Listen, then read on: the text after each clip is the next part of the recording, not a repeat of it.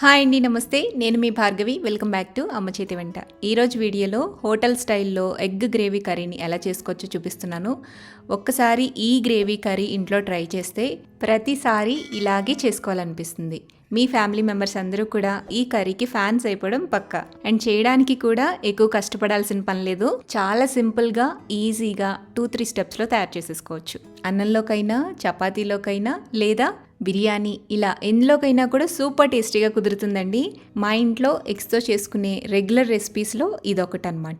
మరి ఇంకెందుకండి లేట్, ఈ రెసిపీని చూసి మీరు కూడా ఇంట్లో తప్పకుండా ట్రై చేసేయండి. ఫస్ట్ ఈ రెసిపీ కోసం 6 నుంచి 8 గుడ్లు దాకా తీసుకోవాలి. ఎగ్స్ని గిన్నెలో వేసుకుని అందులో నీళ్లు పోసేసి కొద్దిగా ఉప్పు కూడా వేసి బాయిల్ చేయండి. ఇలా ఎగ్స్ బాయిల్ చేసేటప్పుడు సాల్ట్ వేయటం వల్ల పైన పెంక్ అనేది ఈజీగా వస్తుందన్నమాట. అండ్ మీరు వాటర్లో ఎగ్స్ వేయగానే పైకి తేలకుండా అన్నీ డ్రాప్ అయ్యాయి అంటే అన్ని గుడ్లు కూడా చక్కగా ఉన్నట్టు, అంటే ఫ్రెష్ అని అర్థం. కొంచెం ఏదైనా తేలినట్టుగా అనిపిస్తే పక్కకు తీసేసేయండి. దాంతో ఆమ్లెట్ ఆర్ సంథింగ్ ఎల్స్ చేసుకోవచ్చు. లేదంటే పైన పెంకు తీసేటప్పుడు సరిగ్గా రాక విరిగిపోతుందన్నమాట గుడ్డు. సో అలా తేలిన గుడ్లు ఏవైనా ఉంటే పక్కకు తీసేసేయండి. 10-15 నిమిషాల పాటు మీడియం ఫ్లేమ్లో ఉడికిస్తే గుడ్లు చక్కగా ఉడికిపోతాయి. ఆ తర్వాత పక్కకు తీసేసి ఈ నీళ్లు వంచేసి మళ్ళీ నార్మల్ వాటర్ వేసుకుని పైన పెంకు తీసేసేయండి. పెంకు తీసిన తర్వాత చిన్నగా ఘాట్లు పెట్టుకోండి. ఇప్పుడు ఈ ఎగ్స్ని మనం ఫ్రై చేసుకోవాలి. ఫ్రై చేసుకోవడం కోసం ఒక కడాయిని తీసుకుని కడాయిలో 1 టేబుల్ స్పూన్ దాకా ఆయిల్ వేసుకోండి. ఆయిల్ హీట్ అయ్యాక ఇందులో మనం బాయిల్ చేసుకున్న ఎగ్స్ని వేసేసేయాలి.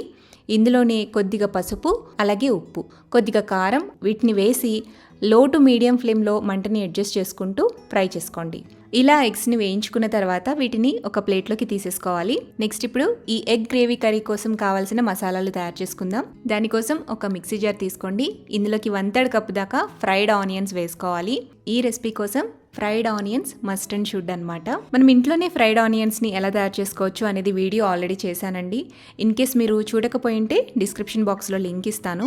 ఒకవేళ మీరు అప్పటికప్పుడు చేసుకోవాలి అనుకున్నా ఒక పెద్ద సైజు ఉల్లిపాయని తీసుకుని సన్నగా తరిగి పెట్టేసి ఆయిల్లో డీప్ ఫ్రై చేసుకోవచ్చు, లేదా షాలో ఫ్రై అయినా చేసుకోవచ్చు.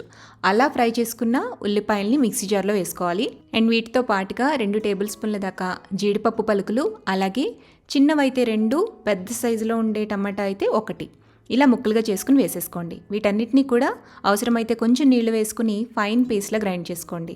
ఇలా మెత్తగా బ్లెండ్ చేసుకుని పక్కన పెట్టేసుకోండి. ఇప్పుడు ఇంకొక బౌల్ తీసుకుని అందులో 2 టేబుల్ స్పూన్ల దాకా పెరుగు వేసుకోవాలి.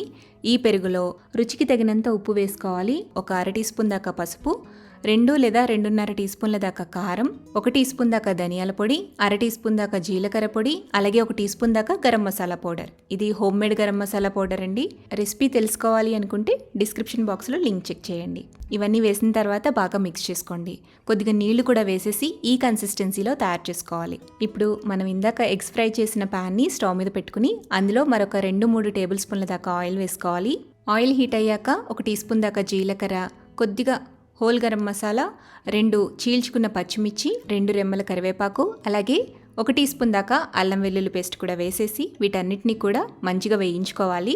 అల్లం వెల్లుల్లి పేస్ట్ పచ్చివాసన పోవాలి, అంతవరకు ఆయిల్లో ఫ్రై చేసుకున్న తర్వాత ఇందులోకి మనం పెరుగు మిక్చర్ తయారు చేసుకున్నాం కదండి, కారం మసాలాస్ అన్నీ కూడా వేసేసి ఆ పెరుగుని వేసేసేయాలి.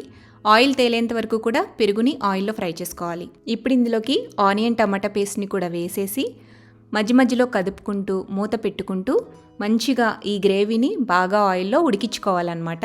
గ్రేవీలో పచ్చివాసనంతా పోయి ఆయిల్లో బాగా ఫ్రై చేసుకుని నూనె పైకి తేలిన తర్వాత ఇందులో మనం ఫ్రై చేసుకుని పక్కన పెట్టుకున్న ఎగ్స్ని కూడా వేసేసేయండి. ఒకసారి అంతా బాగా కలిపేసుకుని టేస్ట్ చూసుకుని సాల్ట్ని అడ్జస్ట్ చేసుకోండి. అలాగే గ్రేవీ కన్సిస్టెన్సీకి తగ్గట్టుగా కొద్దిగా నీళ్లు కూడా వేసుకుని బాగా కలిపి మూత పెట్టేసి 2-3 నిమిషాల పాటు మీడియం ఫ్లేమ్లో ఉడికించండి. సో ఆల్మోస్ట్ మన ఎగ్ కర్రీ అయితే రెడీ అయిపోయింది. ఇప్పుడు ఫైనల్గా ఇందులోకి సన్నగా కట్ చేసి పెట్టుకున్న కొత్తిమీర, అలాగే క్రష్ చేసుకున్న కసూరి మేతి, ఇంట్లో ఉంటే గనక 1 స్పూన్ దాకా ఫ్రెష్ క్రీమ్ కూడా వేసేసుకుని కలిపేసుకుని దించేసుకోవటమే. అంతే, చాలా సింపుల్గా డెలీషియస్గా రెస్టారెంట్ స్టైల్లో ఎగ్ కర్రీ అయితే రెడీ అయిపోయింది. రైస్తో బాగుంటుంది, చపాతీతో బాగుంటుంది, రోటీ, పుల్కా, బటర్ నాన్ లేదా బిర్యానీ, ఇలా చాలా కాంబినేషన్స్లోకి ఇది మంచిగా సెట్ అవుతుందండి.